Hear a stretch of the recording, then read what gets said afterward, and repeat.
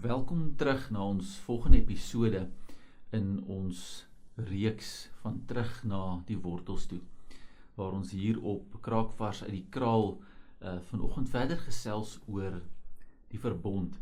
Indien jy dalk nog nie na die eerste 2 geluister het nie, gaan kyk gerus na die episodes. Hierdie is die derde dan ook van sover 3 episodes wat ons dan ook in hierdie reeks doen.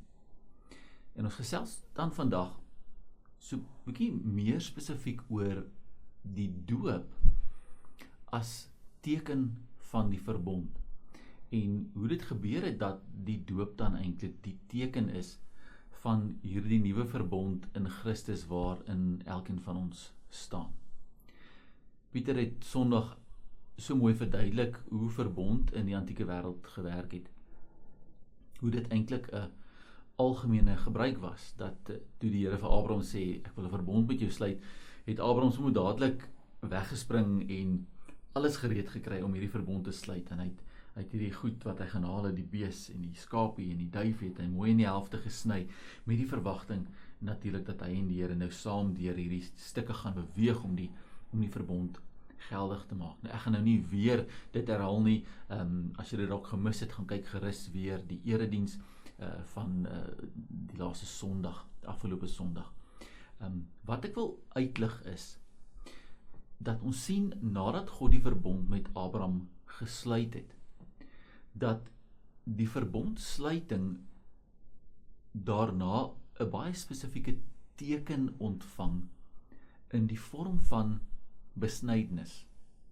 Nou as jy mooi dink oor wat Pieter verduidelik het oor verbond en hoe die offer of die bees of die skaap of die duifie gesny moet word, dan sien 'n mens tog die verband hier dat dit ietsie soort gelyk is, dat met 'n besnydenis daar weer iets is wat gesny word en eintlik in 2 dele natuurlik dan nou opgedeel word as het ware, as jy dan nou op so 'n manier daaroor wil praat.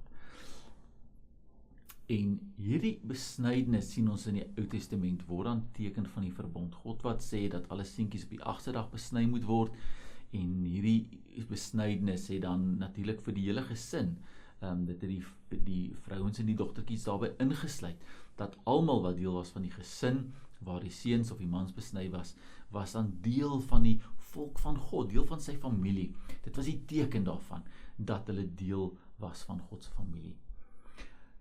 Ons sien dan ook in die Ou Testament en in antieke geskrifte, dat daar natuurlik ook geleentheid was vir heidene, mense wat nie Jode was nie, om deel te kon word van God se familie, van God se volk.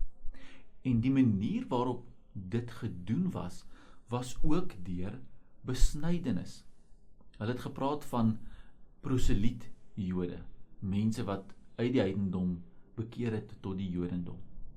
En hierdie proselietskap, of die wyse waarop jy dan Jood geword het, proseliet Jood geword het, was deur 3 goeters. Die eerste deel van die ritueel waaraan jy deelgeneem het, was natuurlik die besnydenis. Die tweede deel, en hierdie is baie interessant en belangrik vir ons gesprek vandag, was dat die proseliet Jood moes deelneem aan wat hulle genoem het 'n mikwaot, naamlik 'n rituele bad. En ons sien in argeologie nog steeds hier en daar opgrawings daarvan, dat dit letterlik 'n gat in die grond was met trappies, waarin daar dikwels natuurlike water in was, wat ryk was aan minerale gewees. Baie keer van warmbarrens, wat ryk was aan minerale, soutbarrens. En die mikwaot het dan eintlik 2 doele gedien. Nadat die volwasse man dan besny was, sou hy in hierdie mikwaot ingegaan het, in hierdie rituele bad. En hierdie was in die eerste plek 'n ritueel wat hulle gedoen het om geestelike vernuwing eintlik te simboliseer. Die afwassing eintlik van 'n ou lewe van sy lewe as heiden, en dat wanneer jy dan in die bad ingekom het en jy uitgekom het, dan was daar vir jou 'n wit skoon kleed aangetrek om weer die nuwe lewe aan te dui. Dus die oue het verbygegaan en jy was nou 'n nuwe mens gewees. Jou ou identiteit het saam met jou in die water ingegaan, jy is gereinig daarvan en jy het eintlik as 'n nuwe mens uit hierdie bad weer uitgekom. Jy het 'n nuwe kleed ontvang om iets te sê van hierdie nuwe identiteit wat jy nou gehad het in God. Dat jy nou aan sy koninkryk behoort het. Dat jy nou aan hom onderdanig was, dat jy nou alleen hom gedien het en nie meer die gode en die rituele van jou ou lewe nie. Maar daarmee saam het dit natuurlik ook 'n baie praktiese rol gespeel, naamlik dat vir 'n volwassene wat besny was dan natuurlik die risiko van infeksie uit die aard van die saak, omdat hulle nie noodwendig kliniese tipe skoonmaak gedoen het van instrumente nie. En daarom het dit 'n reinigings- of 'n ontsmettingsdoel ook gehad, om dan seker te maak dat daardie wond ook goed gesond sal word. Dis interessant, as jy mense 'n bietjie gaan kyk na die 8ste dag, dan is daar navorsers wat aandui dat op die 8ste dag lyk dit of die witbloedselle in 'n babatjie die meeste is, so sommer vir interessantheid, dat dit eintlik die ideale tyd is om dit ook te doen, juist terwille van daai genesing. Maar hoe dit ook al sy, hierdie mikwaot, hierdie rituele bad was dan gebruik om iemand met ander woorde in te lyf in die familie, in die volk, in die verbond van God, dieselfde verbond wat God met Abraham gesluit het, en met al sy geslagte, het jy dan deel van geword deur hierdie mikwaot, deur hierdie doop. Want dis wat dit was. Dit was 'n doop. En dan, wanneer Christus kom, dan sê Christus, gaan dan nou na al die nasies toe en maak die mense my disippels. Al die nasies. Met ander woorde ook die wat nie Jode is nie. Gaan na al die nasies toe en maak die mense my disippels. En wat moet julle doen? Doop hulle in die naam van die Vader, die Seun en die Heilige Gees, en leer hulle om alles te onderhou wat ek julle beveel het. En hoewel daar nie 'n noodwendige direkte koppeling is nie, sien ons tog 'n stuk kontinuïteit hier van proseliet Jode wat deur 'n bad reinigingsritueel moes gaan, sodat hulle ingelyf kon word in die familie van God.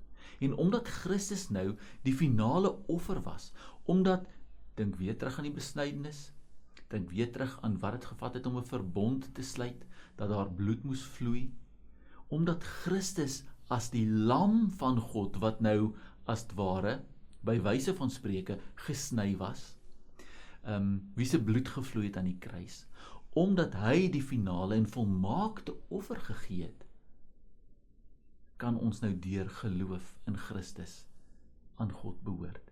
En die nuwe teken van hierdie verbond is die doop, want is nie meer nodig dat daar bloed hoef te vloei nie, want hy het die volmaakte Christus, het die volmaakte offer gegee, en daarom wat oorbly van daai ritueel is die doop. Is om te sê, doop die mense, laat hierdie dan verder die teken wees dat jy ingelyf word in die familie, in die koninkryk, in die volk van God, ingelyf word in die verbond wat God met sy mense sluit. Die interessante dan is dat die derde ding wat 'n proseliet Jood moes doen om deel te kon kry aan die verbond, was dat hy nadat hy uit die bad uitgekom het, nadat hy sy nuwe kleed ontvang het, moes hy 'n offer gaan bring het. En op baie dieselfde manier sien ons eintlik, is daar ietsie hiervan wat nog behou gebly het. Dat wanneer ons gedoop word, wanneer ons hierdie teken ontvang van die doop, van die verbond wat God met my en jou kom sluit deur ons doop, vra God van ons, Romeine 12, dat ons onsself aan God moet gee as heilige offers wat vir hom aanneemlik is. Dat ons eintlik met ons hele lewe antwoord op die offer van Christus, deur ook onsself te offer aan God, in alles wat ons doen. En ons herdenk dit, baie spesifiek ook, wanneer ons nagmaal vier. Wanneer ons dink aan die offer van Christus, aan sy liggaam en aan sy bloed, dan herinner dit ons dat ons ook onsself moet offer. Want ons het deur die doop deel gekry aan hierdie verbond en ons vier ons doop deur die viering van die nagmaal. Mag jy in hierdie lydenstyd opnuut ontdek hoe kosbaar dit is dat jy ook hierdie teken van die doop ontvang het. Mag jou doop jou elke dag herinner daaraan dat jy waarlik God se kind is, dat jy 'n nuwe mens is, dat jy 'n nuwe kleed ontvang het, dat jy gereinig is, skoon gewas is deur die bloed van Christus. En mag jy waarlik 'n nuwe lewe leef tot eer van sy naam. En dan wil ek jou sommer uitnooi, ons vier juis eerskomende Sondag nagmaal. Kom en vier hierdie verbond waarin God jou deel gemaak het. Kom en vier jou doop op 'n feestelike wyse deur saam die nagmaal te kom vier. Amen. Kom ons bid saam. Here, dankie dat ons mag deel wees van u verbond. Dankie dat u hierdie teken van water vir ons kom gee, van om gedoop te word, om ons te herinner dat ons nuwe mense is. Here, dat ons aan u behoort, dat ons geborge mag wees in u. Here, dat ons 'n nuwe kleed ontvang het, dat die ou lewe verby is, en ons nou as lewende offers vir u kan leef. Help ons, Here, om dit te doen elke dag, in Jesus se naam. Amen.